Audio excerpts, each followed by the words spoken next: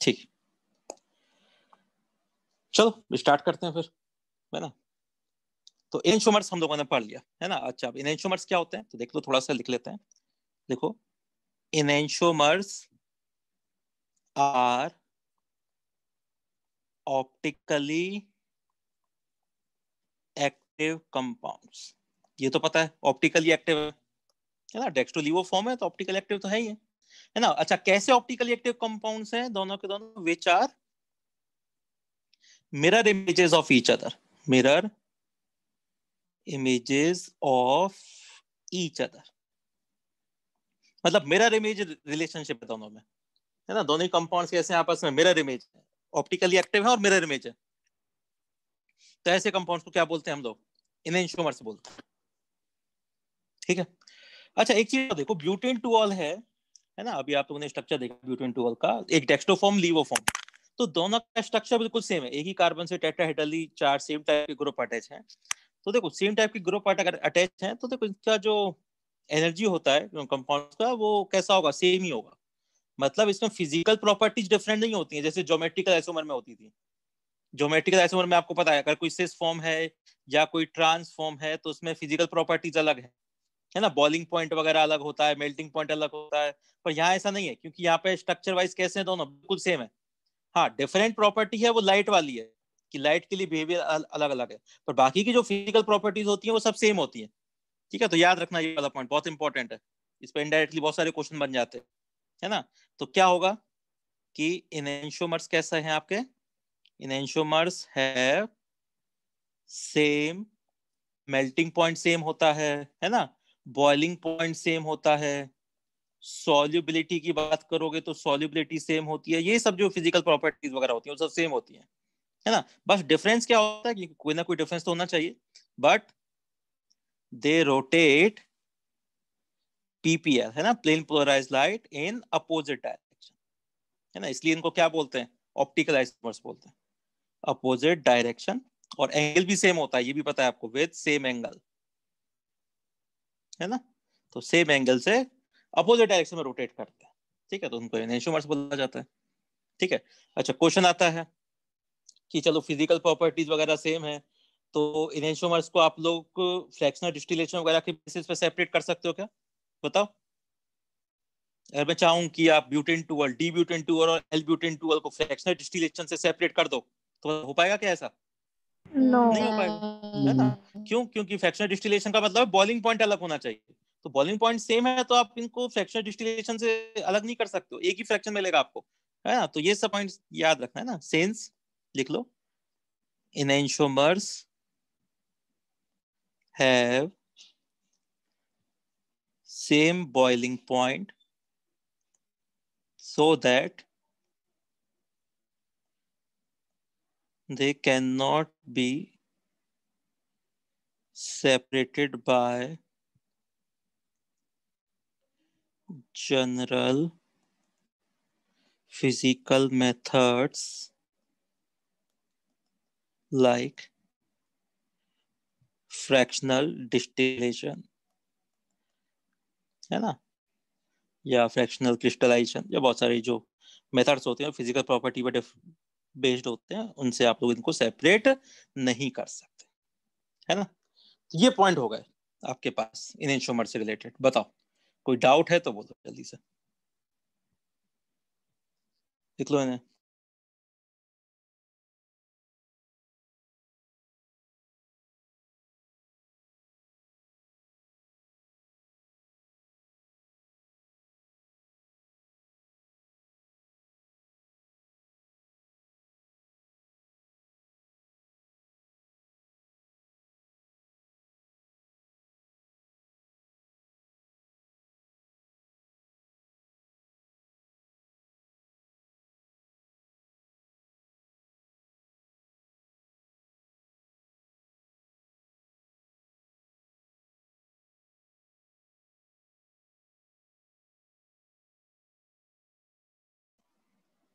लिख लिया सबने? आगे चलें? चलो, तो इसको हटाते हैं, है ना। सेकंड प्रोजेक्शन फॉर्मूले पे आते हैं, और जो कि एक्चुअली ऑप्टिकल आइसोमेरिज्म के लिए स्पेशली यूज किया जाता है ना, वो प्रोजेक्शन फॉर्मूला है, इसको बोलते हैं Fischer projection, Fischer projection formula. Scientist के नेम के बेसिस पर है, एमिली फिशर नाम के साइंटिस्ट थे जिन्होंने दिया था, है ना, फिशर प्रोजेक्शन फॉर्मूला बताया था सबसे पहले। तो फिशर प्रोजेक्शन फॉर्मूला क्या होता है, देखो स्पेशली हम लोग इसके लिए यूज करते हैं, ऑप्टिकल आइसोमर्स के लिए यूज किया जाता है ना। तो आज के बाद हम जितना भी ऑप्टिकल आइसोमर को रिप्रेजेंट करेंगे तो मेनली हम फिशर प्रोजेक्शन फॉर्मूला ही यूज करेंगे।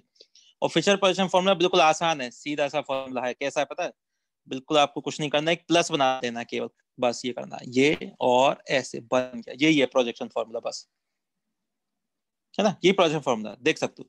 ये बीच वाला जो कार्बन है वो कायरल कार्बन की बात करूं, है ना, जो मिडिल कार्बन है वो कायरल कार्बन है एक तरह से। और ये 4 ग्रुप अटैच हो उनको अटैच कर दो आप,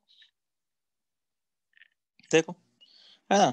तो ये वाला आपके पास कायरल है, मिडिल वाला ये कायरल कार्बन है, और बाकी 4 जो डिफरेंट है वो अटैच करते जाओ, है ना। तो ये प्रोजेक्शन फॉर्मूला होता है।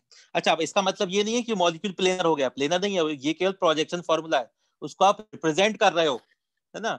एक्चुअल मॉलिक्यूल तो 3 डायमेंशनल होता है, उसको आप 2 डायमेंशनल पेपर पे इस तरह से रिप्रेजेंट कर सकते हो, ठीक है ना। अब इसका मतलब क्या क्या होता है वो देख लेते हैं, है ना। तो देखो इसका एक्चुअली मतलब, अगर मैं इसको वेज और डैश से कंपेयर करूं तो इसका मतलब है कि जो बीच वाला कार्बन है वो तो एज इट इज है, प्लेन में है, बाकी ये वाले जो दोनों बॉन्ड है ये दोनों वेज बॉन्ड है, एक तरह से ऐसे याद करो। ये वाला जो हॉरिजॉन्टल लाइन है ना वो एक्चुअली वेज बॉन्ड से बना हुआ है, ऐसे करो कि ये दोनों बॉन्ड वेज की आपकी तरफ है, बाहर की तरफ निकले हुए हैं। और जो वर्टिकल लाइन है वो एक्चुअली डैश है, मतलब प्लेन के नीचे है। तो प्लेन में केवल एक कार्बन एटम है, बीच वाला जो कार्बन एटम है वो ये प्लेन में रखा हुआ है बस, बाकी 2 बॉन्ड ऊपर की तरफ निकले हुए हैं स्क्रीन से ऐसे मानो, और 2 बॉन्ड नीचे की तरफ है ना। तो ये इसका रिप्रेजेंटेशन है एक्चुअली, ये है वेज और डैश को सिमिलरिटी अगर देखोगे तो इस तरह से रिप्रेजेंट किया जाता है, प्लस का मतलब ये होता है। समझ में आ गया किस तरह से रिप्रेजेंट करते हैं फिशर प्रोजेक्शन को, ठीक है।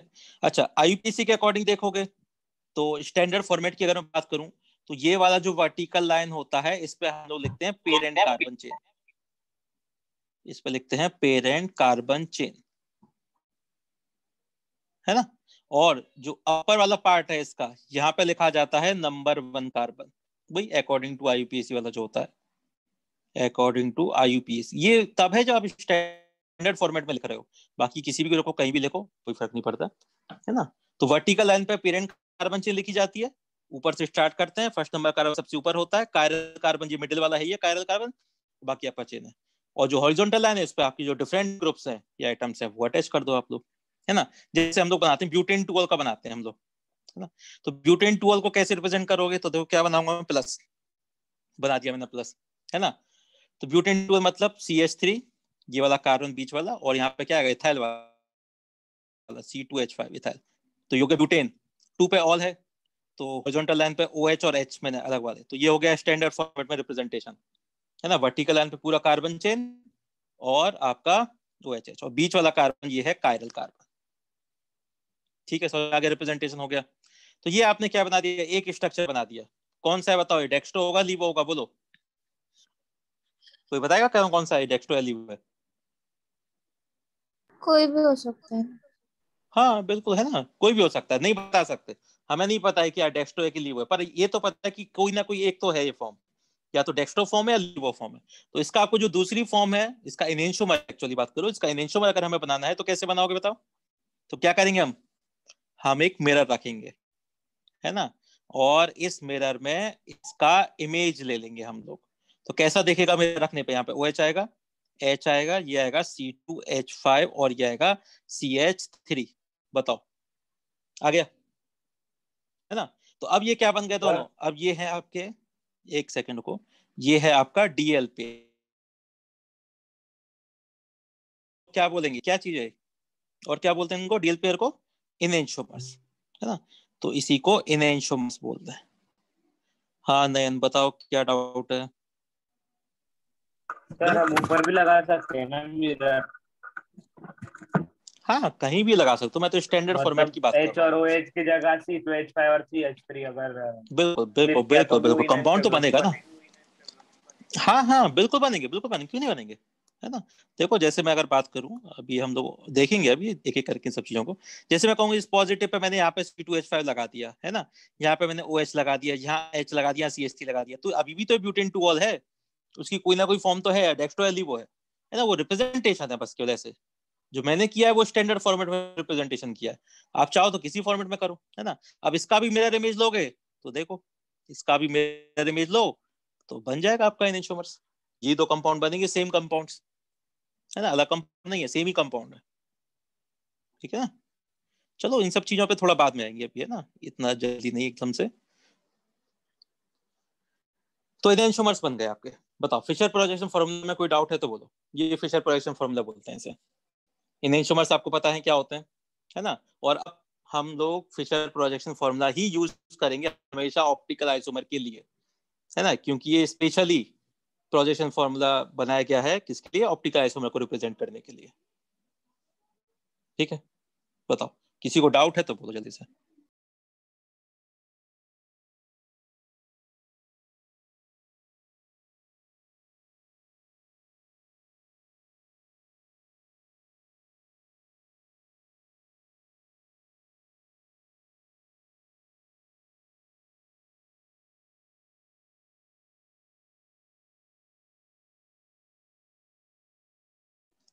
ठीक है, देख लिया सबने, बताओ आगे चलें, समझ में आ गया ना। अच्छा अब बात करते हैं, चलो आपने फिशर प्रोजेक्शन फॉर्मूला सीख लिया, वेज और डैश सीख लिया। अब अगर मैं वेज और डैश वाला जो स्ट्रक्चर बना था, तो उसमें से जो अभी जस्ट बनाया था हम लोगों ने, तो कैसे पता लगेगा कि इनमें से कौन सा कंपाउंड है ना। या ऐसे बात करो कि वेज और डैश को अगर मुझे फिशर पोजीशन में कन्वर्ट करना हो तो मैं कैसे करूंगा, है ना। तो कन्वर्जन करते हैं दोनों का, फिशर पोजीशन को वेज डैश में करते हैं, वेज डैश को फिशर में कन्वर्ट करते हैं, है ना। तो इस तरह से सीखते हैं कि कैसे किया जाता है ये। ठीक है, चलो तो स्टार्ट करते हैं, इन दोनों का कन्वर्जन स्टार्ट करते हैं। तो लिख लो जल्दी से, लिखो conversion of wedge and dash to Fisher projection. Fisher projection.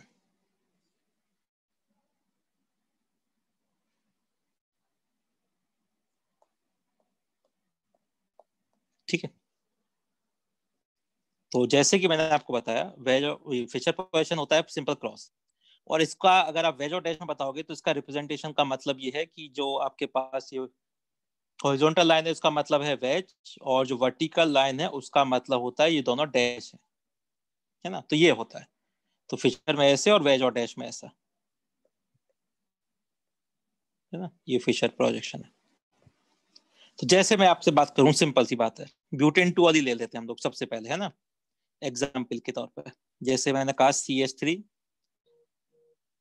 इधर कार्बन से अटैच किया, यहाँ पे मैंने इथाइल ग्रुप अटैच किया, ET लिख देते हैं, C2H5 लिख दो, जो भी चाहो लिख दो, चलो आप लोग। और वेज पे लगा दिया मैंने OH, और डैश पे लगा दिया H, बन गया ब्यूटेन टू, है ना। और मुझे बनाना है इससे फिशर प्रोजेक्शन, बताओ कैसे बनाओगे, बोलो बताओ, है ना। तो देखो क्या करना है आपको, देखो बहुत आसान सा काम है, सिंपल सा है कि आपको पता है कि केवल कार्बन एक प्लेन में है ना। ये फिशर पोजीशन का ये वाला जो कार्बन बीच वाला वही केवल प्लेन में है, बाकी ये वाले जो दोनों बॉन्ड्स हैं हॉरिजॉन्टल वाले, वो उसका मतलब वो आपकी तरफ निकले हुए हैं बाहर, है ना, ऊपर की तरफ है, वेज वाले बॉन्ड्स हैं, है ना। और जो वर्टिकल वाले हैं वो मतलब डैश वाले बॉन्ड्स हैं, ये तो मतलब होता है। तो एक काम करो, आप लोग यहाँ खड़े हो जाओ, है ना, ऐसे मान लो मॉलिक्यूलर, बड़ा सा मॉलिक्यूलर बहुत बड़ा, है ना, आप लोग यहाँ खड़े हुए हो, यहाँ इस साइड में, है ना, यहाँ आप खड़े हुए हो, ऐसे मानो, है ना। तो एक काम करो, यहाँ से देखना स्टार्ट करो, यहाँ पे आपका आई है ना। तो यहाँ से आप लोग देखना स्टार्ट करो, इस कार्बन को देखो आप लोग, देख लिया कार्बन, तो कार्बन मुझे कहाँ देखेगा, बिल्कुल बीचों बीच देखेगा, है ना। तो बीच में मैंने बना दिया कार्बन, ये वाला कार्बन है ना। तो ये बताओ मुझे, जो OH और H हैं ये मुझे अपनी तरफ आते हुए दिखाई देंगे कि नहीं देंगे, बताओ, यहाँ पे अगर मैं खड़ा हुआ हूँ तो मुझे यहाँ पे अपनी तरफ आते हुए दिखाई देंगे कि नहीं देंगे, बताओ, बोलो, है ना।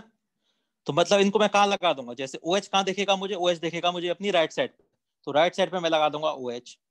एच देखेगा मुझे लेफ्ट साइड पे, तो एच लगा दूंगा लेफ्ट साइड पे, बिल्कुल देखो, ये तो मतलब है ना। ऊपर क्या देखेगा मुझे, ऊपर देखेगा मुझे सी एच थ्री, तो ऊपर मैं लगा दूंगा सी एच थ्री। और बिलो क्या देखेगा मुझे, सी टू एच फाइव, तो यहाँ लगा दूंगा मैं सी टू एच फाइव। बस मुझे जो ग्रुप जैसा दिखता जाएगा मैं उसको वैसे ही अटैच करता जाऊंगा, बस इस क्रॉस से। बोलो, बात समझ में आई नहीं है, बताओ। सर एक बार और रिपीट कर दीजिए।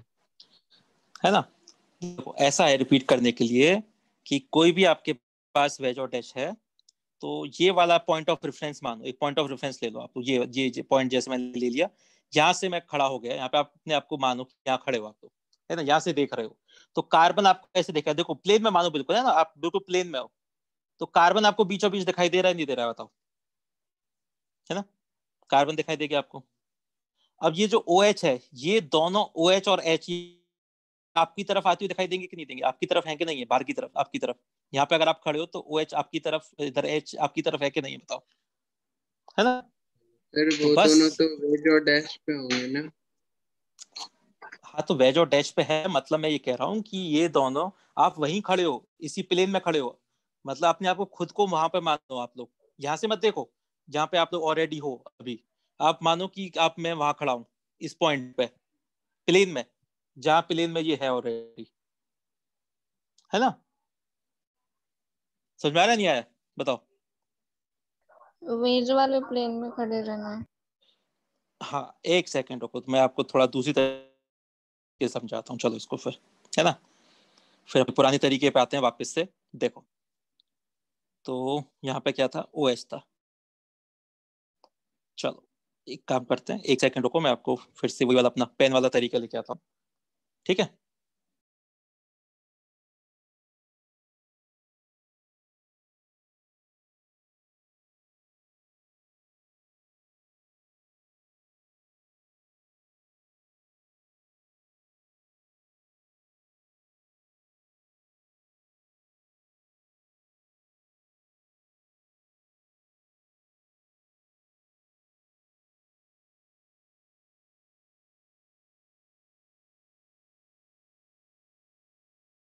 देखो टेट्राहेड्रल वाले वापस से आते हैं, है ना, ये आपके पास टेट्राहेड्रल है, टेट्राहेड्रल बनाना आता है सबको इस तरह से, है ना, तो ये आपके पास टेट्राहेड्रल स्ट्रक्चर हो गया, ठीक है, ये टेट्राहेड्रल स्ट्रक्चर आपके पास।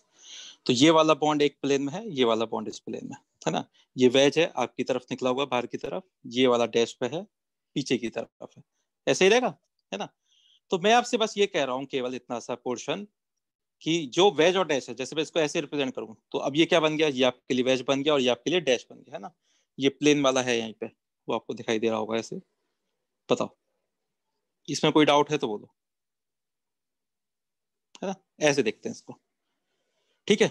तो आप यहाँ खड़े हो बीच में, यहाँ से देखो, तो यहाँ से क्या लिखेगा, मतलब ऐसे देखो आप लोग, ऐसे देखो इसको, तो आपको क्या दिखेगा, बीच में आपका कार्बन है कि नहीं है, और ये वाली दोनों बॉन्ड, ये आपका डैश है और ये वेज है ना, बीच में आप खुद देखो यहाँ से खड़े होके, तो ये आपको अपनी तरफ आते हुए दिखाई दे कि नहीं देखने, देखो, है ना, यस। ये आपको ऊपर की साइड दिखाई देगा कि नहीं देगा, और ये आपको नीचे की साइड दिखाई देगा कि नहीं देगा, तो बस इसको ऐसे ही छाप देना, ये प्लस है, मतलब आप जो वेज और डैश है ना उसको ऐसे सीधा कर दो, ऐसे प्लस के फॉर्म में ऐसे मोल्ड कर दो, देखो ये बन गया प्लस, ऐसे ये बन गया प्लस, यही है बस, केवल वेज और डैश, कुछ नहीं है, ये प्लस बना दिया आपने बस, ये प्लस बन रहा है, तो ये वही है, ये वेज, ये डैश है, ये वेज है, ये अपर वाला बॉन्ड है और ये नीचे वाला बॉन्ड है, तो जो वेज और डैश था उसको आपने ऐसे पकड़ के दोनों को ऐसे सीधा करके चिपका दिया बस, और कुछ नहीं किया आपने, है ना।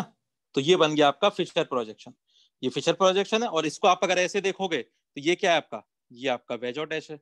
तो वेज और डैश को यहाँ से देखो, जैसे मैं यहाँ कह रहा हूँ कि यहाँ खड़ा हूँ मैं, है ना, मतलब मैं यहाँ से देखने की कोशिश करता हूँ, तो ये क्या देखेगा मुझे, ये मुझे राइट साइड पे देखेगा, और ये वाला बॉन्ड कहाँ देखेगा मुझे, लेफ्ट साइड पे देखेगा, तो मैं यहाँ से ऐसे देख रहा हूँ इस बॉन्ड को, है ना।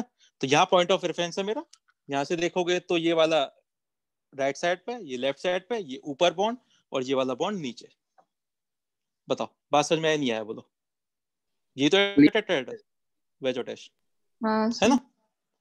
चलो sir. ठीक है, तो थोड़ा सा 3 डायमेंशन में विजुअलाइज करना पड़ेगा, बाकी और कुछ नहीं है ना इस पूरे चैप्टर में। थोड़ा सा पॉइंट यही है। चलो वापस से आते हैं अपने पॉइंट पे हम लोग।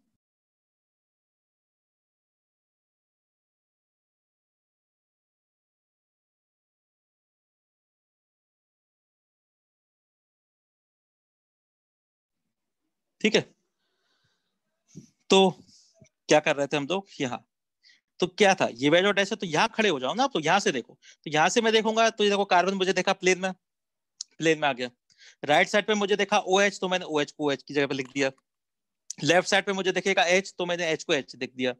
ऊपर मुझे क्या दिखाई दे रहा है, CH3, तो ऊपर CH3 लिख दिया। लास्ट में नीचे क्या लिख दिया, C2H5 लिख दिया है। मतलब मैंने इन दोनों एंड को पकड़ के, OH और एंड को पकड़ के इसका सीधा कर दिया, प्लस बना दिया इसको, बस सीधा, कुछ नहीं किया मैंने।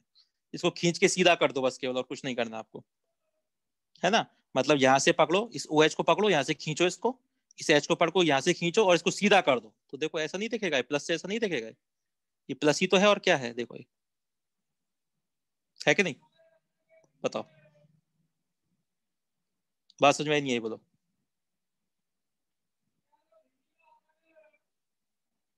बताओ, कोई डाउट है तो बोलो। इसमें बना सकते हो, जो टेस्ट को फिशर प्रोडक्शन में कन्वर्ट कर सकते हो, है ना। चलो कुछ क्वेश्चन और करते हैं, है ना, और समझ में आएगा। तो आप लोग खुद बनाओगे, है ना। मैं आपको क्वेश्चन देता रहता हूँ, है ना। तो क्वेश्चन वही है आपके लिए, कन्वर्ट ही करना है आपको। क्वेश्चन लिखो, convert following wedge and dash to Fisher projection।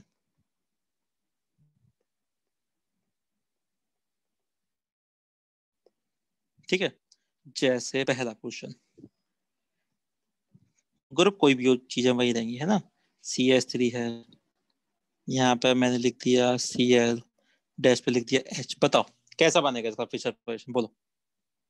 तो क्या करोगे, सबसे पहले तो प्लस बना लो, है ना। तो बताओ इस साइड पे, राइट साइड, यहाँ पे क्या आएगा, कौन सा ग्रुप आएगा, बोलो। Cl क्लोर, CL बिल्कुल आएगा। और इस साइड पे, लेफ्ट साइड पे कौन सा आएगा, बताओ। हाइड्रोजन। H आएगा। हाँ, तो देखो पॉइंट ऑफ रेफरेंस कौन सा माना था आपने, देखो पॉइंट ऑफ रेफरेंस हमेशा वेज और डैश वाला मानना। जहाँ पे वेज और डैश होता है ना, ये पे, यहाँ पे मैंने कार्बन को देखा, प्लेन में कार्बन दिख रहा है। राइट साइड पे मुझे देखा Cl, तो मैंने Cl लिख दिया। लेफ्ट साइड पे मुझे देखा H, तो मैंने H लिख दिया, बस। ऊपर क्या लिखोगे, अप साइड पे COH, OH है ना। और डाउन साइड पे क्या लिखोगे, CH3। तो बन गया फिशर क्वेश्चन। क्या है दिक्कत है इसमें, नहीं बता सकते, इतना सिंपल सा तो है। बताओ, बोलो, कोई डाउट है तो बताओ, कर सकते हो, है ना। चलो लिख लो जल्दी से, आगे चलते हैं फिर।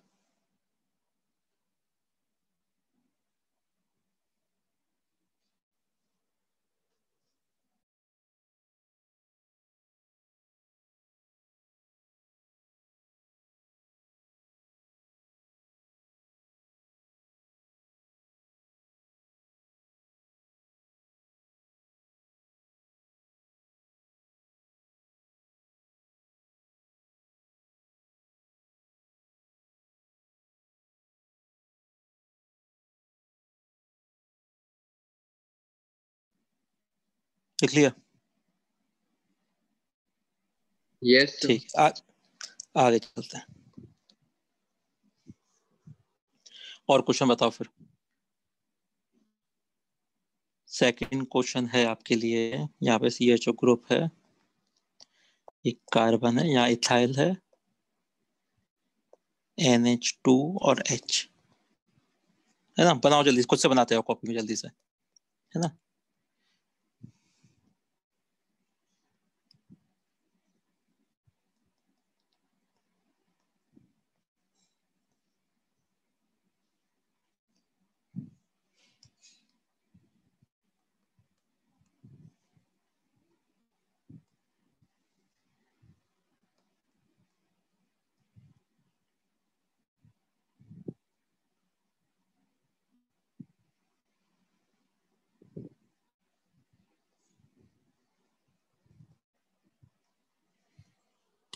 चलो बनाओ जल्दी, देखो कैसा बनेगा।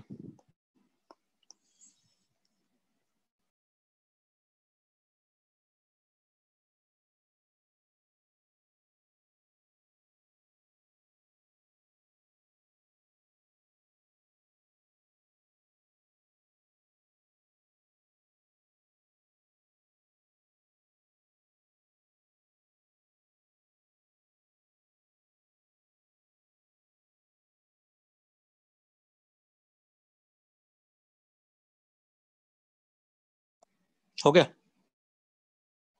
चल देखते हैं, देखो सेकंड वाले को बताओ। तो क्या करोगे, क्रॉस बना दिया है ना, राइट साइड में क्या लिखोगे बताओ यहाँ पे? NH2, NH2 इधर लेफ्ट साइड में H, अप साइड पे CHO ग्रुप और यहाँ पे आ गया इथाइल। मतलब यहाँ पे आपने देखा इसको, पॉइंट ऑफ रेफरेंस है, कार्बन देखो प्लेन में, राइट साइड पे देखा NH2 तो NH2 लिख दिया, लेफ्ट साइड पे देखा H तो H लिख दिया, ऊपर और नीचे तो पता ही है आपको। देखो बोलो, कर सकते हो? 3 में बताओ। अच्छा 3 में पॉइंट ऑफ रेफरेंस कहाँ मानोगे? अब यहाँ से देखना स्टार्ट करोगे, ये रहा पॉइंट ऑफ रेफरेंस, है ना? क्योंकि आपको पता है कि वेज और डैश और फिशर प्रोजेक्शन का मतलब ये होता है कि ये वाली जो बॉन्ड्स है हॉरिजॉन्टल वो वेज है, और यहाँ से ये डैश है, तो यहाँ से आप देखोगे तो आपके लिए तो दोनों वेज हो गए ना, है ना? मतलब H कहाँ दिखेगा? H यहाँ दिख गया, Br यहाँ दिख गया, ऊपर COH है, CH3 यहाँ है, यही तो है इसका मतलब। बताओ है कि नहीं, ये बोलो। Yes, sir. है ना? तो कैसे बनाओगे इसको? तो सीधा बस क्या करना है, दोनों को पकड़ के सीधा कर दो, Br और H को पकड़ के ऐसे प्लस बना दो खींच के। तो Br कहाँ देखेगा आपको? इधर राइट साइड पे। H कहाँ देखेगा? इधर लेफ्ट साइड पे। ऊपर COH है और नीचे है CH3। बताओ, समझ में नहीं आया? बताओ। फोर्थ वाले की बात करोगे तो देखो, फोर्थ वाले में यही पॉइंट ऑफ रेफरेंस देखो, यहाँ से देखना स्टार्ट किया है ना, तो इधर लेफ्ट साइड में क्लोरीन, राइट साइड में H, ऊपर आ गया CONH2 और इधर आ गया C2H5। बताओ कोई डाउट है तो बोलो, अभी तक किसी भी क्वेश्चन में बताओ। कर सकते हो, जो टेस्ट किसी भी टाइप का दे रखा हो आपको, है ना, फिशर क्वेश्चन में कन्वर्ट कर सकते हो उसे। देखो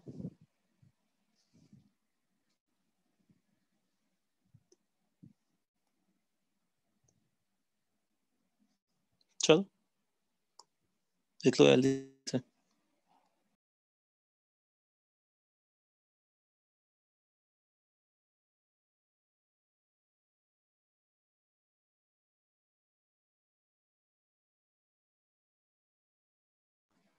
हो गया कंप्लीट? आगे चलें? ठीक है, तो देखो अब आपको रिप्रेजेंट करना भी आ गया है ना, आप लोग वेज और डैश को रिप्रेजेंट कर सकते हो, है ना, फिशर प्रोजेक्शन में। मतलब आप लोग ऑप्टिकल आइसोमर को रिप्रेजेंट करना आपको आ गया, अब आप ऑप्टिकल आइसोमर बना सकते हो, है ना। तो कोई भी एक फॉर्म है, आपको पता है कि कायरल है इसका कार्बन, डिफरेंट डिफरेंट टाइप की चारों ग्रुप अटैच हैं, जैसे ABCD टाइप की कोई भी चारों टाइप की ग्रुप अटैच हो गए, तो इसका आइसोमर बनाना है तो इसका मिरर इमेज बना लेना सीधा, है ना, तो पता लग जाएगा आपको। देखो ये दोनों क्या है? एनएचोमर्स, ऑप्टिकल आइसोमर्स है, ठीक है। अब ऑप्टिकल आइसोमर तो चलो समझ में आ गया क्या है। अब बात करते हैं इनके कॉन्फ़िगरेशन की। जैसे ज्योमेट्रिकल आइसोमर में कॉन्फ़िगरेशन थे ना अपने, याद है आपको? 3 टाइप के कॉन्फ़िगरेशन सिस्टम था EI में, बताओ कौन कौन सा था, बोलो जल्दी से। Cis trans ट्रांस हाँ पहला सिस्टांस है, और दूसरा EZ Sin एंटी। हाँ सिन एंटी भी था, फिर EZ भी था, तो 3 थे ना, सिस्ट्रांस, EZ और सिन एंटी, ठीक है। इसी तरह से 3 टाइप के कॉन्फ़िगरेशन ऑप्टिकल आइसोमर्स के लिए होते हैं, है ना, वही 3 नंबर है इसमें भी। कौन कौन से हैं? सबसे पहला कॉन्फ़िगरेशन है प्रैक्टिकल कॉन्फ़िगरेशन। प्रैक्टिकल कॉन्फ़िगरेशन जानते हो क्या होता है? बताओ, खुद से बताओ क्या होता है प्रैक्टिकल कॉन्फ़िगरेशन, बोलो। अरे DL कॉन्फ़िगरेशन, अभी तक वही तो पढ़ रहे हैं हम लोग। DL कॉन्फ़िगरेशन का क्या मतलब है? स्मॉल d का मतलब डेक्स्ट्रो रोटेटरी, L का मतलब लीवो रोटेटरी, है ना। तो डेक्स्ट्रो और लीवो ये दोनों प्रैक्टिकल कॉन्फ़िगरेशन है, मतलब किसी भी मॉलिक्यूल को देख के आप लोग नहीं बता सकते कि वो डेक्स्ट्रो होगा या लीवो होगा। बता सकते हो क्या? बताओ, है ना। तो आप देख के नहीं बता सकते, ये प्रैक्टिकली है। आप लोग इसको पोलरीमीटर में डाल दो इस कंपाउंड को, उसका ऑप्टिकल रोटेशन मेजर करो, तब आपको पता लगेगा कि वो डेक्स्ट्रो होगा या फिर लीवो होगा। तो आप खुद से नहीं बता सकते, तो इसलिए इनको बोलते हैं प्रैक्टिकल कॉन्फ़िगरेशन, डेक्स्ट्रो और लीवो, है ना। ये जानते हैं डी का मतलब क्या होता है, एल का मतलब क्या होता है, ठीक है। सेकंड कॉन्फ़िगरेशन है एब्सोल्यूट कॉन्फ़िगरेशन, है ना। एब्सोल्यूट कॉन्फ़िगरेशन का मतलब है कि हमने खुद रूल से इसको बनाया है एब्सोल्यूटली, है ना। इनमें आप लोग मॉलिक्यूल देख के खुद बता सकते हो कि इसका कॉन्फ़िगरेशन क्या होगा। ये कॉन्फ़िगरेशन होता है RS कॉन्फ़िगरेशन। ये EZ था ना, बिल्कुल सेम वैसा ही होता है RS कॉन्फ़िगरेशन यहाँ पे, ठीक है। तो हम लोग जो पढ़ेंगे वो RS कॉन्फ़िगरेशन पढ़ेंगे। DL तो पढ़ने का कुछ है नहीं, पढ़ नहीं सकते हम लोग, है ना, वो तो प्रैक्टिकल ही है। प्रैक्टिकल करोगे तब पता लगेगा आपको पोलरीमीटर में। और थर्ड कॉन्फ़िगरेशन होता है रिलेटिव कॉन्फ़िगरेशन, रिलेटिव कॉन्फ़िगरेशन भी बनाया हुआ है हम लोगों का, है ना, जिसमें होता है capital D capital L configuration. ये दोनों अलग हैं, प्रैक्टिकल और रिलेटिव वाला ये दोनों, है ना। Small D small L, capital D capital, अलग अलग चीजें हैं। चलो जो पढ़ेंगे तब आपको डिफरेंस बताया जाएगा। तो 3 कॉन्फ़िगरेशन है। पहला पढ़ने की जरूरत है नहीं, पता है हमें, डेक्स्ट्रो और लीवो, पोलरीमीटर से ही बता सकते हो और कोई मेथड नहीं है आपके पास, ठीक है। तो वो प्रैक्टिकल कॉन्फ़िगरेशन तो हो गया। तो अब आपको पढ़ना जो स्टार्ट करना है वो करना है कौन सा, आर एस कॉन्फ़िगरेशन, जो कि बहुत इंपॉर्टेंट है ना। तो सब लोग हेडिंग डाल दो, आर एस कॉन्फ़िगरेशन।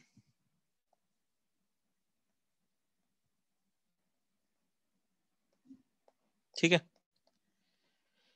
तो आर एस कॉन्फ़िगरेशन में आर का मतलब होता है रेक्टस और एस का मतलब होता है सिनिस्टर, है ना। ये दोनों की दोनों ही लैटिन वर्ड्स है ना, जिसका अपने कोई मतलब नहीं है। हाँ, इंग्लिश में इसको ट्रांसलेट करोगे तो इसका मतलब होता है राइट साइड में या फिर क्लॉकवाइज डायरेक्शन में, जिसको बोलते हैं, है ना। सिनिस्टर का मतलब होता है लेफ्ट साइड में, मतलब anti clockwise direction, left side में को जो है ना उसको सिनिस्टर बोलते हैं। तो आर मतलब राइट, एस मतलब लेफ्ट, ऐसे याद रखो, राइट और लेफ्ट, है ना, मतलब क्लॉकवाइज और एंटी क्लॉकवाइज, ऐसे याद रखो इसको, ठीक है। आप कहोगे कि क्या क्लॉकवाइज और क्या एंटी क्लॉकवाइज, है ना। तो अब क्या करेंगे हम लोग, अब इसके कुछ रूल्स हैं, है ना। जैसे कैसे करते हैं, ये देखो, ये है एक कायरल कार्बन से 4 ग्रुप है ना, ए बी सी डी, ऐसे ग्रुप्स है। तो देखो सबसे पहले क्या करते हैं, मैं आपको शॉर्ट में बता देता हूँ, है ना। तो देखो सबसे पहले क्या किया जाता है कि इन चारों को प्रायोरिटी दी जाती है। जैसे नंबर 1 प्रायोरिटी वाला ग्रुप आ गया आपके लिए, ये है ना, ये नंबर 2 प्रायोरिटी वाला ग्रुप है, ये 3 प्रायोरिटी वाला ग्रुप आ गया, ये 4 प्रायोरिटी वाला ग्रुप आ गया। आपको प्रायोरिटी कैसे देंगे, तो सेम रूल्स है, सीआईपी रूल्स, है ना। यहाँ मैंने कहा था आपको बाद में भी काम आएंगे, वो देखो अब काम आएंगे आपके सीआईपी रूल्स, है ना। तो सेम रूल से आप चारों को प्रायोरिटी दोगे। यहाँ पे, वहां पे तो 2 को ही देते थे, एक साइड में 2 वाले ग्रुप को, यहाँ पे चारों को प्रायोरिटी दोगे, 1 2 3 4 चारों को प्रायोरिटी दे दिया। अब क्या करो, अब आप एक फर्स्ट वाली प्रायोरिटी ग्रुप से सेकंड वाली की तरफ एक कर्व्ड एरो ड्रॉ करो, और सेकंड से थर्ड की तरफ एक कर्व्ड एरो ड्रॉ करो। तो मतलब 1 से 2 और 2 से 3 की तरफ एक एरो ड्रॉ करना होता है हमें, है ना। और उस एरो को आपको देखना होता है कि वो जो एरो का डायरेक्शन है वो कैसा है, क्लॉकवाइज है या एंटी क्लॉकवाइज है, मतलब राइट साइड में रोटेट कर रहा है या लेफ्ट साइड में रोटेट कर रहा है ना, वही क्लॉकवाइज है एंटी क्लॉकवाइज, ठीक है। मतलब अगर वो क्लॉकवाइज है, क्लॉकवाइज का मतलब है आर, ऐसे याद रखने के लिए, आर एस कैसे बनाते हैं, ऐसे बनाते हैं ना, इस तरह से, तो इसका मतलब है एंटी क्लॉकवाइज। तो क्लॉकवाइज है तो मतलब आर कॉन्फ़िगरेशन है, और अगर वो एंटी क्लॉकवाइज दिख रहा है आपको, तो उसका मतलब है कि वो कॉन्फ़िगरेशन कौन सा हो गया, एस कॉन्फ़िगरेशन हो गया उस कायरल कार्बन का, है ना। इसके लिए कंडीशन भी है, कंडीशन मैं आपको बताता हूँ और क्या कंडीशन है, मतलब ओवरऑल समझ में आया ना क्या है, बताओ। आर और एस का मतलब है ना, राइट साइड लेफ्ट साइड, मतलब क्लॉकवाइज और एंटी क्लॉकवाइज, है ना। वो रोटेशन है जो एरो आप ड्रॉ करोगे, ठीक है। चलो एक एक करके रूल्स लिखते जाते हैं, है ना, और समझते जाते हैं कैसे करना है इसको, ठीक है। बहुत आसान है, अगर आपको EZ पता है तो बस उसी तरह के कुछ कुछ रूल्स हैं छोटे छोटे, तो उससे हो जाएगा। चलो लिखो। तो सबसे पहला रूल्स में आ जाओ, रूल्स क्या क्या है। तो सबसे पहला रूल है आपके पास कि प्रायोरिटी असाइन कर दो। सबसे पहले तो असाइन प्रायोरिटी टू एटम्स और ग्रुप्स डायरेक्टली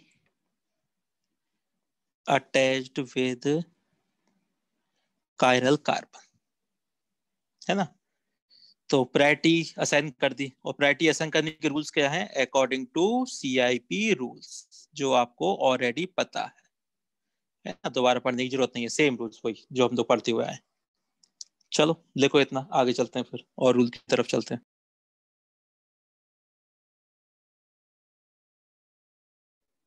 So, हाँ जी बोलिए। सर EZ कॉन्फ़िगरेशन में हम 2 को कंपेयर करते थे, इसमें चारों को कंपेयर करना है प्रायोरिटी। हाँ और क्या, हाँ बिल्कुल बिल्कुल, चारों के लिए प्रायोरिटी ऑर्डर थी ना, कि फर्स्ट प्रायोरिटी पे कौन आएगा सबसे ज्यादा प्रायोरिटी, उससे कम प्रायोरिटी वाला कौन सा, उससे कम कौन सा, उससे कम कौन सा, ऐसे। वहां पे 2 में करते थे प्रायोरिटी, यहाँ पे चारों को प्रायोरिटी ऑर्डर देंगे, है ना, सेम रूल्स है जैसे वहां करते थे। ठीक है, चलो देख लिया, आगे चल रहे हैं।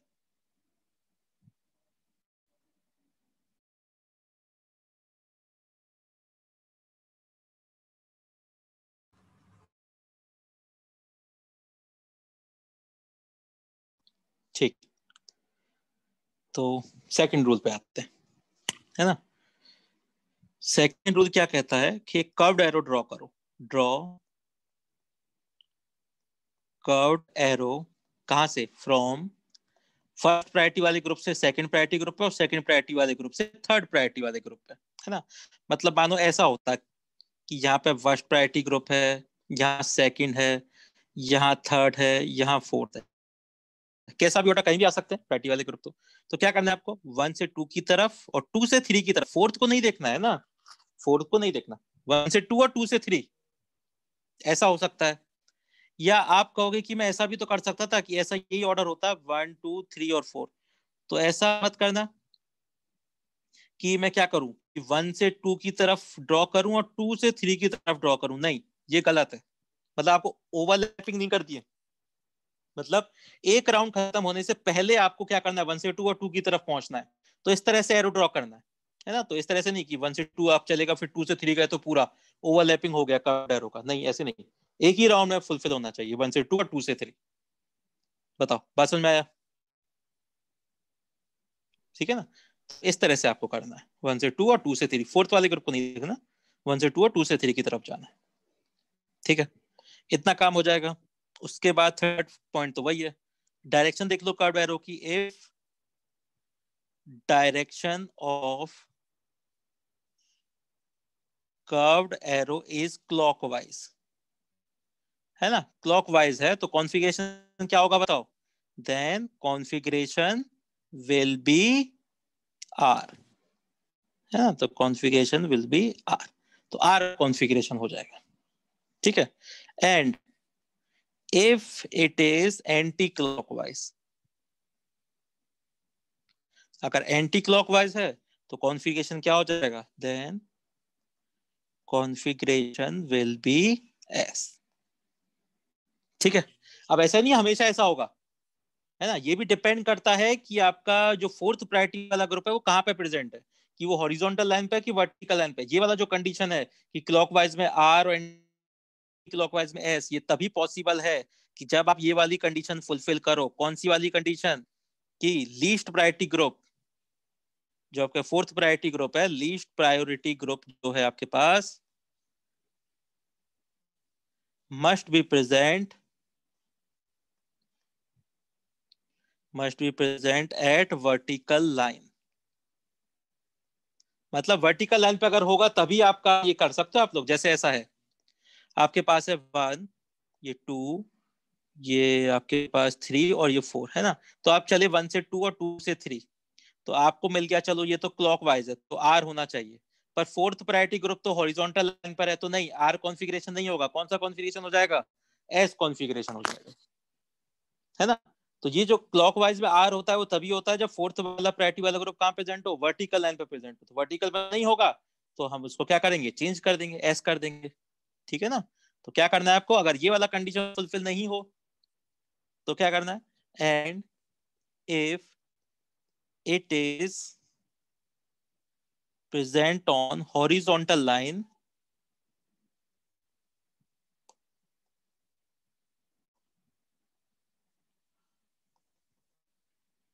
then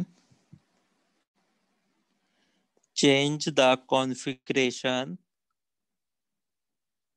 from R to S और S to R। ठीक है, बताओ, बात समझ में नहीं है? बोलो, ये कंडीशन है बस, केवल इतनी सी, है ना। तो चारों को प्रायोरिटी ऑर्डर दिया। हाँ बोलो।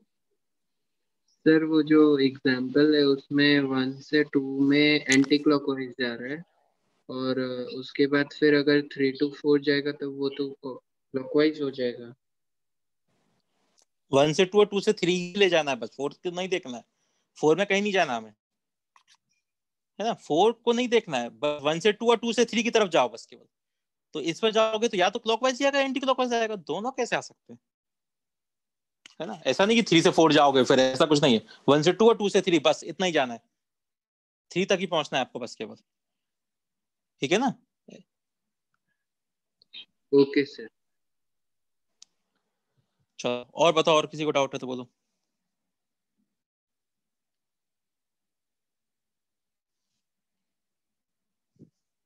चलो लिख लो जल्दी से, क्वेश्चन करते हैं इस पर फिर।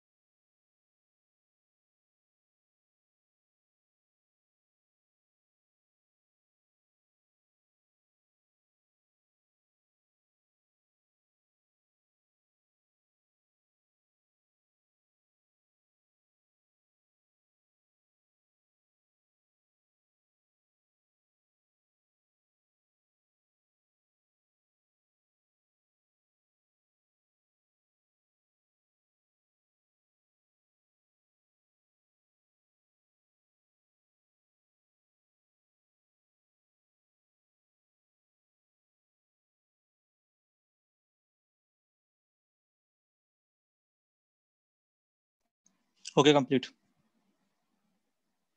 आगे चलें। तो क्वेश्चन लिखो, क्वेश्चन है आप लिखिए, असाइन आरएस कॉन्फ़िगरेशन। बनाओ, क्वेश्चन है असाइन आरएस कॉन्फ़िगरेशन।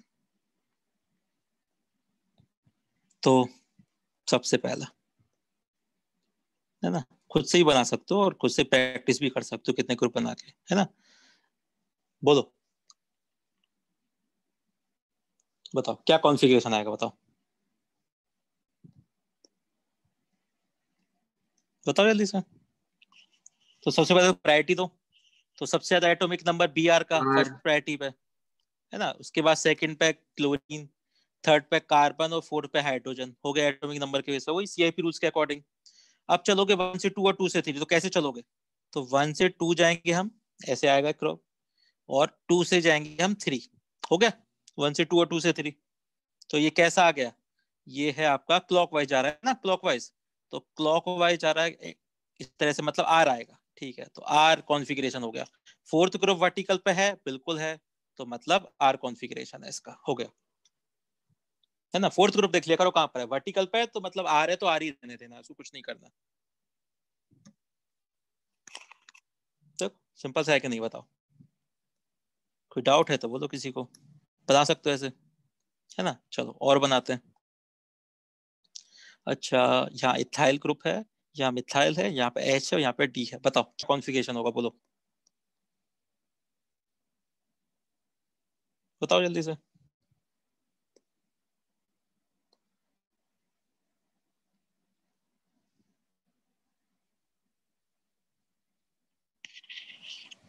अरे बोलो जल्दी से, अब तो आ जाना चाहिए। एस। एस। हाँ बिल्कुल सही। तो क्या करेंगे, ये फर्स्ट प्रायोरिटी पे, मिथाइल सेकंड प्रायोरिटी पे, थर्ड पे डी और फोर्थ पे एच। तो 1 से 2 और 2 से 3, मतलब ये भी कैसा है, क्लॉकवाइज है। तो क्लॉकवाइज है तो होना तो आर चाहिए था, पर नहीं, आर नहीं होगा। क्यों, क्योंकि फोर्थ ग्रुप तो किस पर है, हॉरिजॉन्टल पर है, मतलब इसका कॉन्फ़िगरेशन क्या होगा, एस कॉन्फ़िगरेशन होगा। तो एस कॉन्फ़िगरेशन आ जाएगा, है ना। तो फोर्थ ग्रुप अगर आपका कहाँ पे हो, हॉरिजॉन्टल पे हो, तो जो आए उसको चेंज कर दो, मतलब एस कॉन्फ़िगरेशन, आर नहीं है इसका, ठीक है। ऐसे करना। वर्टिकल पे है तो जो आ रहा है वही आंसर लिख देना। थर्ड पे आते हैं। अच्छा तो ये बताओ, सी ओ एच वाला ग्रुप, एच है, ओ एच है, सी एच थ्री है, बोलो क्या होगा, बताओ। एस। ध्यान से देखो, ध्यान से। आर। आर। Hmm, R. हाँ बिल्कुल सही आ रही कैसे देखो, फर्स्ट पे है ऑक्सीजन को प्रायोरिटी, ऑक्सीजन का एटॉमिक नंबर ज्यादा, फिर कार्बन में COH वाला सेकंड प्रायोरिटी, फिर थर्ड प्रायोरिटी CH3 और fourth priority H। CH plus याद है तो बन जाएंगे, कुछ नहीं है फिर तो, है ना। अब क्या करना है आपको, जाना है 1 से 2 और 2 से 3, ऐसा ही हो सकता है। मतलब ये हो गया एंटी क्लॉकवाइज, तो होना तो एस चाहिए था पर नहीं, क्योंकि फोर्थ ग्रुप वर्टिकल पर है, सॉरी हॉरिजॉन्टल पर है, तो क्या लिख देंगे आर कॉन्फ़िगरेशन। आर कॉन्फ़िगरेशन आ जाएगा इसका। Excuse me sir. हाँ हाँ बोलो। सर वो वर्टिकल लाइन पे पैरेंट चेन होगी तो फिर CH3 वर्टिकल लाइन पे होना चाहिए ना। नहीं नहीं, कहीं भी हो सकता है, वो मैं कहता था कि अगर आप स्टैंडर्ड फॉर्मेट में लिख रहे हो तो वहां पे लिखते हैं हम लोग, बाकी कोई को किसी भी ग्रुप को कहीं भी लिखो, कंपाउंड तो है ही है ना वो, किसी ओके फॉर्मेट में लिख सकते हो आप, है ना। जो मैंने आपको बताया था वो स्टैंडर्ड फॉर्मेट था, कभी आपको स्टैंडर्ड फॉर्मेट लिखने को आ जाए तो ये वर्टिकल लाइन पे यहाँ पे कार्बन चेन लिखते हैं, यहाँ पे ग्रुप लिखते हैं, वो अलग बात है। बाकी किसी को कहीं भी लिखो, कंपाउंड तो है ही है ना वो, किसी का रिप्रेजेंटेशन तो है ही किसी ना किसी कंपाउंड का। ठीक है, यस सर। चलो आगे चलें, लिख लिया सबने, बताओ कोई डाउट है यहाँ तक तो बोलो। चलो तो आगे चलते हैं और क्वेश्चन लिखते हैं। नेक्स्ट है, अब तो देखो कितने भी क्वेश्चन बनाते हो क्या फर्क पड़ता है ना। ग्रुप ही तो अलग कर सकते हो और क्या कर सकते हो, चीजें तो वही रहेंगी। बताओ क्या आएगा कॉन्फ़िगरेशन, बोलो।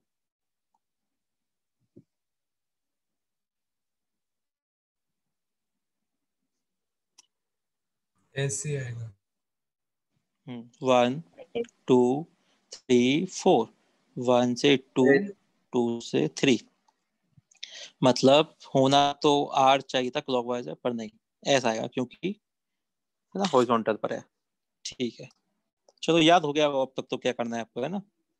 अच्छा, ऐसा हो CONH2 है, BRH इथाइल, बताओ क्या कॉन्फ़िगरेशन आएगा, बोलो।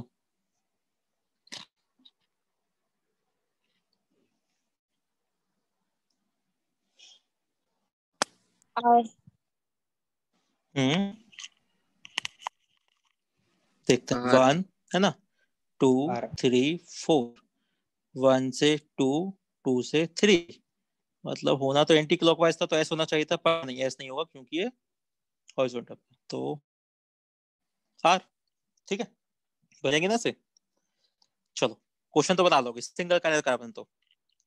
अच्छा अच्छा, ऐसा क्वेश्चन आ जाए जिसमें डबल काइनेल कार्बन आ जाए, देखो इसके केस हम लोग पढ़ेंगे पर RS क्योंकि हम लोग पढ़ रहे हैं तो यहीं पे RS तो यहीं सीख लेते हैं इसका, है ना, बार बार करने से अच्छा। तो बताओ, क्योंकि रूल सेम ही है सब कुछ। अब आपके पास दो कायरल कार्बन है ना, तो बोलो क्या कॉन्फ़िगरेशन आएगा, दोनों का कॉन्फ़िगरेशन निकालो। दो कायरल हैं तो पहले फर्स्ट का बताओ इसका क्या कॉन्फ़िगरेशन होगा, फिर सेकंड कायरल कार्बन का बताना क्या क्या कॉन्फ़िगरेशन है दोनों का, बोलो निकालो जल्दी से।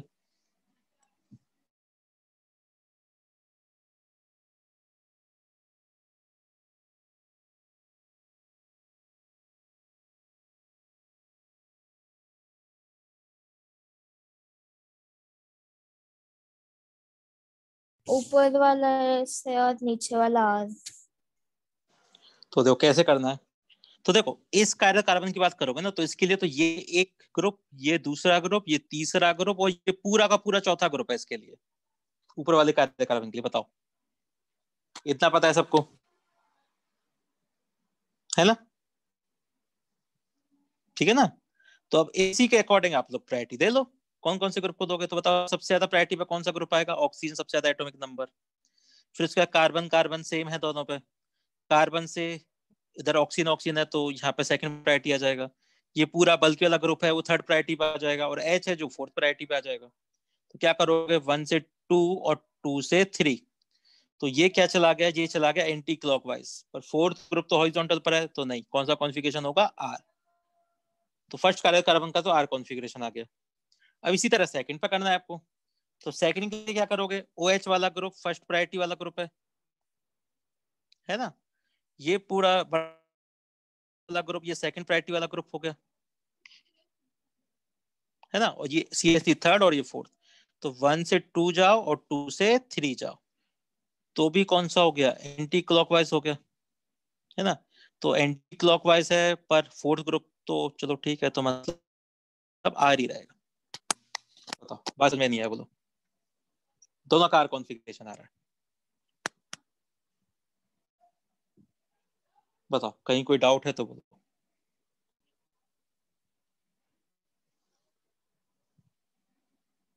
है ना। अच्छा, 6 वाले कंपाउंड का IUPAC नेम लिख सकते हो, बताओ क्या नेम होगा इसका, बोलो, बताओ जल्दी से, सब लोग IUPAC नेम बताओ जल्दी।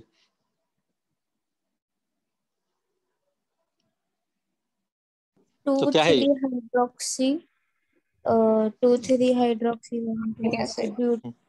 Butanoic acid. हाँ, तो देखो नेमिंग तो आता है, तो क्या लिख देंगे, 2,3 डाई हाइड्रोक्सी ब्यूटेन, और ओ एक एसिड है तो ब्यूटेनोइक एसिड। ये तो इसका स्ट्रक्चर का नेम हो गया। अब आपको कॉन्फ़िगरेशन भी तो बताना है, तो कॉन्फ़िगरेशन के लिए क्या करते हैं हम लोग, शुरू में वही ब्रैकेट में लिख देते हैं कि किस कार्बन पे कौन सा कॉन्फ़िगरेशन है। तो कौन कौन सा कॉन्फ़िगरेशन था, तो सेकंड नंबर कार्बन, IUPAC के अकॉर्डिंग जो सेकंड नंबर कार्बन है उस पे आर कॉन्फ़िगरेशन है, और जो थर्ड कार्बन है उस पे भी आर कॉन्फ़िगरेशन है। तो ये इसका एक्चुअली नेम है पूरे कंपाउंड का। तो स्ट्रक्चर का नेम लास्ट में और पहले कॉन्फ़िगरेशन, है ना। तो 2R 3R 2,3 dihydroxy butanoic acid, ये इसका एक्चुअल पूरा फुल IUPAC नेम हो गया। बोलो, बात समझ में नहीं है, बोलो,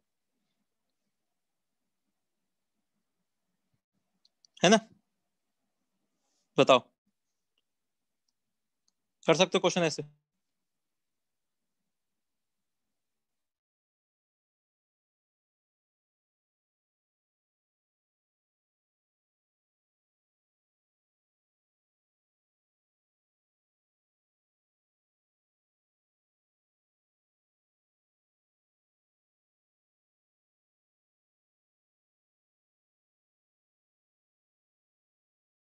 शिवम को कुछ डाउट है, क्या डाउट है शिवम, बताओ। सर इसमें दोनों कार्बन का अलग अलग लिखना होगा। दोनों कार्बन का अलग है तो अलग ही लिखोगे, दोनों कार्बन अलग तो हैं, मतलब कि उनका कॉन्फ़िगरेशन इजेड कॉन्फ़िगरेशन में दोनों ओवरऑल लिखते थे, तो इसमें ओवरऑल। नहीं नहीं नहीं, ओवरऑल नहीं लिखते थे, हर डबल बॉन्ड का अलग लिखा जाता था, है ना। जितने डबल बॉन्ड जो भी GI शो कर रहे हैं, है ना, तो 2 थे तो दोनों का 2 पे Z 3 पे Z ऐसे करो, है ना, या 2 पे सिस था 3 पे ट्रांस था, ऐसे करो। यहाँ भी 2 वाले कार्बन पे आर कॉन्फ़िगरेशन है, 3 वाले कार्बन पे आर कॉन्फ़िगरेशन है, तो अलग अलग लिखोगे। पूरे मॉलिक्यूल का नहीं होता है, वो एक पर्टिकुलर किसका होता है, एक पर्टिकुलर कार्बन का है यहाँ पे। जैसे वहां पे GI में एक डबल बॉन्ड का कॉन्फ़िगरेशन होता था, ठीक है ना, इसी तरह यहाँ पे कायरल कार्बन का कॉन्फ़िगरेशन है, ठीक है, समझ में आई बात कैसा है। यस। चल, हो गया, और एक दो क्वेश्चन और कर लेते हैं जल्दी से, है ना। अच्छा, कहाँ तक हो गया था, 6 तक है, हाँ। अच्छा, तो आप लोग अब थोड़ा सा ये बताओ, है ना, देखते हैं आपको याद है या नहीं है।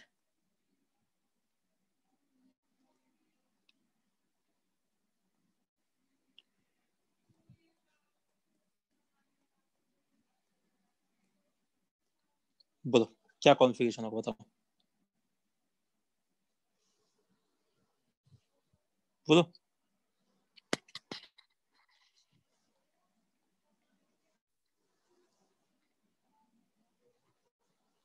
बता सकते हो। तो देखो, प्रायोरिटी ऑर्डर वाली बात है, सबसे पहले तो CH प्रायोरिटी ऑर्डर पर है, और ये फोर्थ प्रायोरिटी ऑर्डर पर है, सेकंड और थर्ड पे आएंगे दोनों ग्रुप।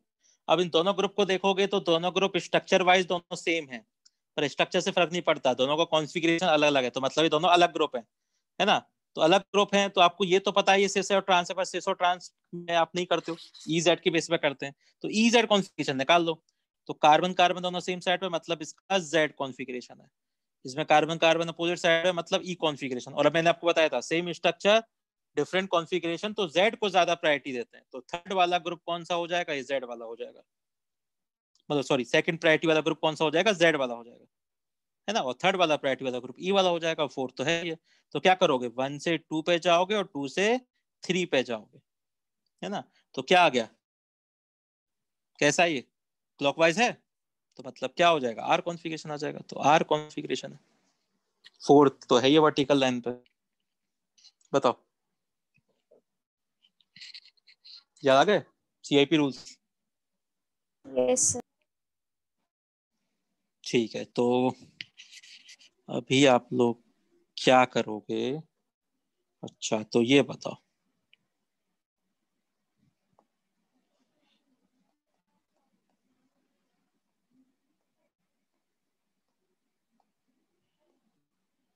बताओ कॉन्फ़िगरेशन बताओ दोनों कार्बन का, बोलो क्या कॉन्फ़िगरेशन आएगा।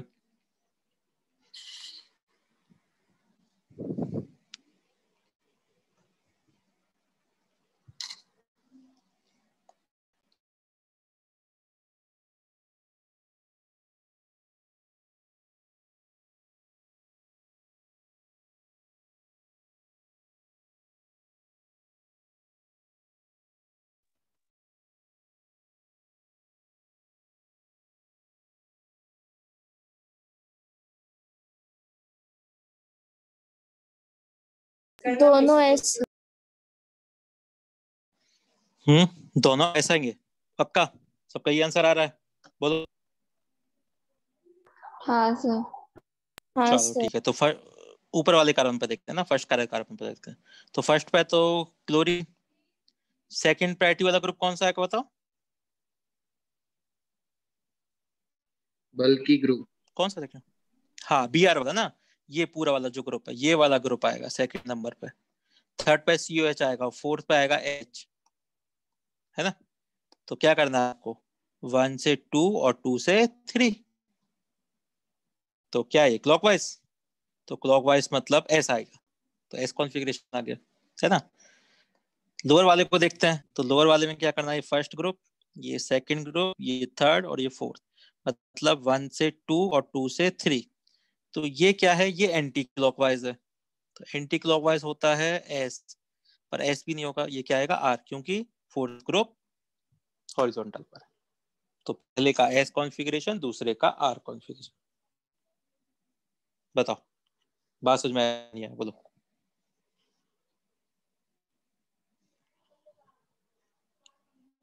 अरे बताओ, बता सकते हो ऐसे? Yes sir. यस है ना, चलो बहुत अच्छे। अच्छा, एक और क्वेश्चन कर लेते हैं। COH या CH3, CH3 ClH, और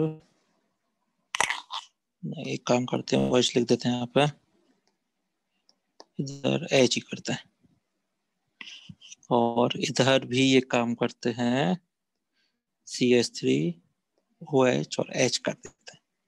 ठीक है, हाँ जी बताइए। इसमें 3 कायरल कार्बन है, दिख रहे हैं 3 कायरल कार्बन, है ना। चलो बताओ कॉन्फ़िगरेशन बताओ, तीनों का कॉन्फ़िगरेशन बोलो क्या आएगा, बताओ जल्दी।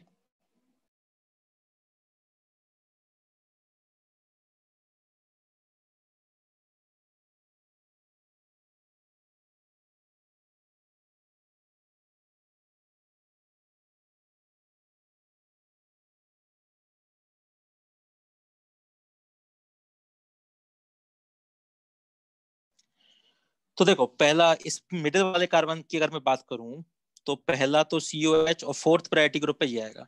अब प्रॉब्लम ये आ गई कि इधर ये राइट साइड वाला ग्रुप और लेफ्ट साइड वाला ग्रुप, इन दोनों में किसको प्रायोरिटी दोगे, क्योंकि दोनों का स्ट्रक्चर सेम है। पर मैंने कहा था कि स्ट्रक्चर सेम होने से काम नहीं चलता, है ना। कॉन्फ़िगरेशन देखो अब, अच्छा तो पहले इन्हीं का कॉन्फ़िगरेशन देख लेते हैं, लेफ्ट और राइट वाले ग्रुप का।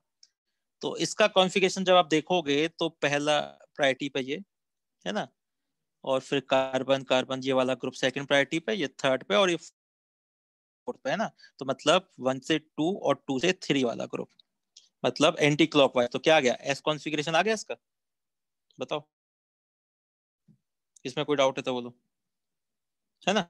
इधर वाले ग्रुप पे जाते हैं, तो क्या आएगा यहाँ पे, ये आएगा 1 2 3 4, मतलब 1 से 2 2 से 3।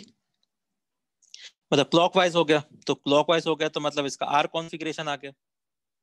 तो देखो अलग अलग कॉन्फ़िगरेशन वाले ग्रुप हैं, तो स्ट्रक्चर सेम होने से मतलब नहीं है, कॉन्फ़िगरेशन अलग है तो अलग काउंट करेंगे, ठीक है ना।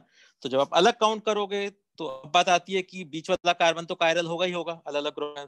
तो अब आपका कैसे प्रायोरिटी दोगे, एक कंपाउंड आर कॉन्फ़िगरेशन का, एक एस का है, दोनों का स्ट्रक्चर सेम है।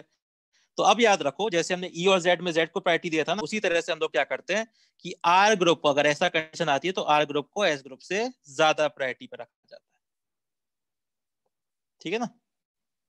स्ट्रक्चर सेम हो, एक ही कार्बन से एक आर और एस वाला ग्रुप अटैच है तो आर को ज्यादा प्रायोरिटी देंगे।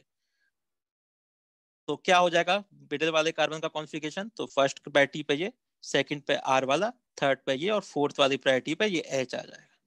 तो क्या करोगे 1 से 2 और 2 से 3, तो ये क्या चला गया क्लॉकवाइज है, तो मतलब क्या आ जाएगा इसका कॉन्फ़िगरेशन, इसका कॉन्फ़िगरेशन आपका आर आ जाएगा, ठीक है। तो एस आर आर ऐसे कॉन्फ़िगरेशन आ जाएगा। बोलो बात समझ में नहीं आया बताओ, कहीं डाउट है तो बोलो आप किसी भी क्वेश्चन में बताओ।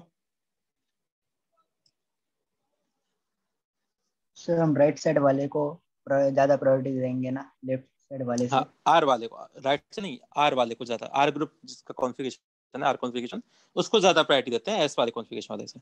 अगर सेम स्ट्रक्चर होता है तो हमेशा मत करना ऐसा, यहाँ पे स्ट्रक्चर सेम था है ना, डिसाइड नहीं कर पा रहे थे तो फिर आर को ज्यादा प्रायोरिटी दिया है, ठीक है। समझ में आ गई बात है। चलो तो टाइम भी हो गया आपका, ओवर ही हो गया है ना, आज के लिए इतना ही बहुत है।